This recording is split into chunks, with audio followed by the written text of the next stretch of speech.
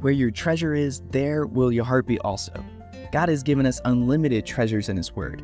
Every time we open it, we can discover a new treasure or admire an old one. What will we find today? Here's Carla Early with Treasure Hunt in the Word. If you were non-essential personnel during the COVID crisis, how did you do with that quarantine thing? Did you go stir crazy? When everything started opening, were you totally ready to get out? We only had to deal with that for a couple of months. But imagine being stuck in your house with your family and a zoo full of animals for an entire year. In Genesis 8, we don't get all the details about how Noah's family handled their quarantine. But we know every day that team of 8 had to feed all the animals, shovel poo off the ark, and clean out stalls and cages. I'm sure the animals weren't too thrilled about being cooped up after being wild and free all their lives either. Just think about Noah's family dynamics, 378 days with your family. Even the closest, most loving families would have some major issues. And that everyday monotonous drifting was surely getting to them. Maybe you feel rather adrift in your life right now. But believe me, God has never and will never forget you or His promises to you. While Noah waited, God was at work. Genesis 8:1 says, God remembered Noah. It's not like He forgot, but it means that He showed special care for them. They were continuously under His loving care, even when it felt like they were drifting along with a huge expanse of blue. God was in the midst of them, keeping His promises to them. Noah was never out of God's mind for a minute. Because of His promises, God had started a major restoration project on earth. God had made sure Noah had a sturdy, floating home before destroying the earth, remodeling it, and making it habitable again. And Noah had to wait patiently while God worked. Have you ever seen an area after a flood?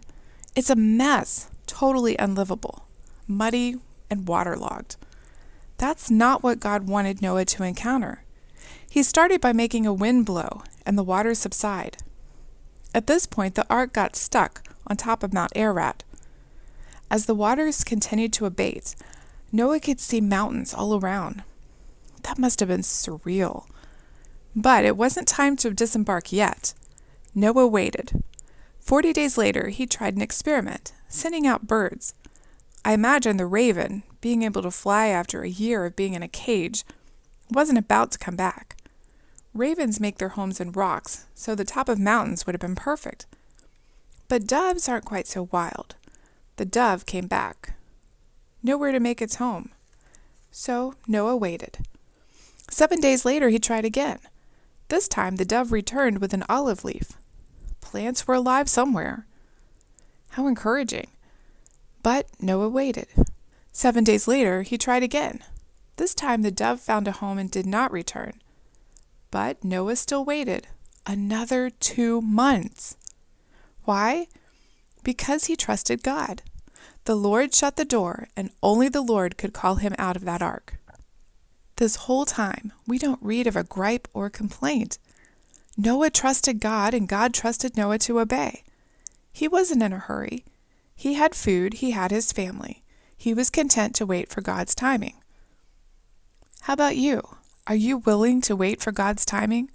Or do you get impatient and rush ahead? I tend to be on the impatient side. I have to intentionally hold back on decisions until God gives me the go-ahead, or I end up getting in trouble. If I step in and try to help God, I end up like Abraham and Sarah. So we could learn a lot from Noah about patience and trust, and just staying on our ark, the last place we've heard from the Lord, until God calls us out.